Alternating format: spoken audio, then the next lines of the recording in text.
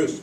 Well, I do agree with you, and I told you I agreed with you before, we don't need another $300 million jail, and that's what it really would cost. Plus, I think the operating cost, I'm not sure about, over $100 million per year just to operate those jails.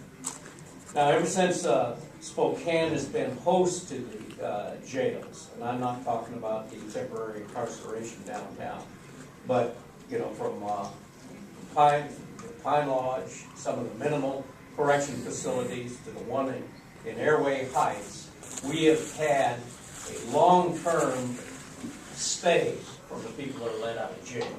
And just like you said, they're repeat offenders.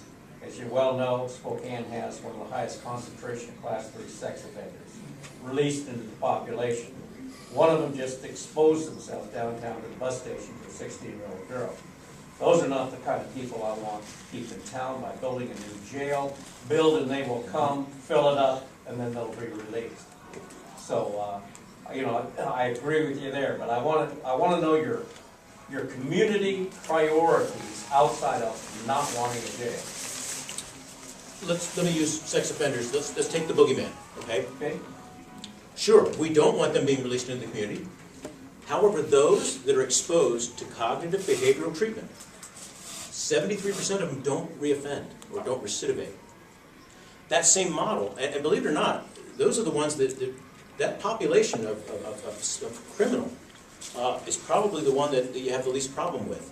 These things you see at the mall or these guys reoffending, they're very sensationalized, but they're very infrequent. Giving them, and I hate to use the word treatment because in conservative circles, people go, oh, that's a soft way out. And you know, really, it isn't. Some of the treatment programs that we do have, especially the drug court, that is the most difficult program that there is today. You're getting tested every 3 days, you're having to go to meetings, you have assignments. It is probably one of the most rigorous treatment programs there are. Sitting in jail is easy. And when you've got people doing a 7 to 12-year term in prison, they're going to criminal college. And they don't get eligible for treatment until about 22 months before release in the state system. So you mean to tell me you're going to put these guys in criminal college for 7 to 12 years and you're going to fix them in 22 months? Ain't going to happen. And even at the local level here, we do have some treatment programs currently existing, but there's no screening process. Let me tell you why this is so important. And I got to burn this into you because media has told us that there's the good guys and the bad guys.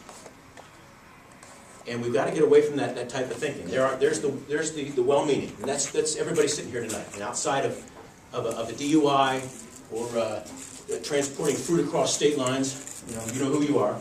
That's the well-meaning. That's us. We pay taxes. We make everything work. That's 95% of us. But then there's the weak, and those are those people that commit crimes.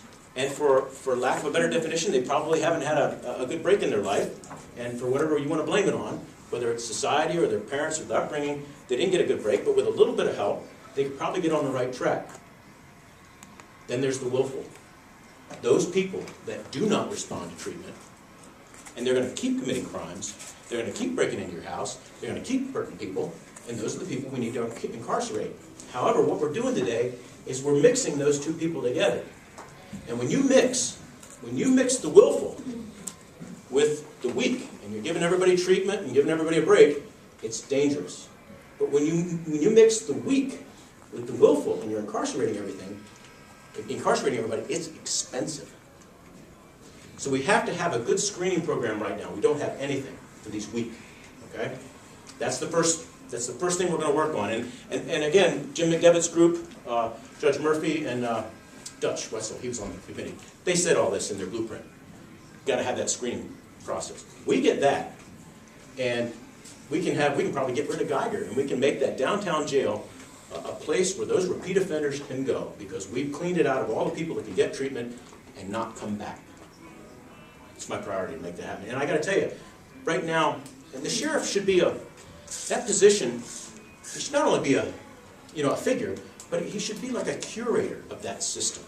And that's what I wanted to do with my education, is to be that curator, that person that more or less makes it come together. Paul.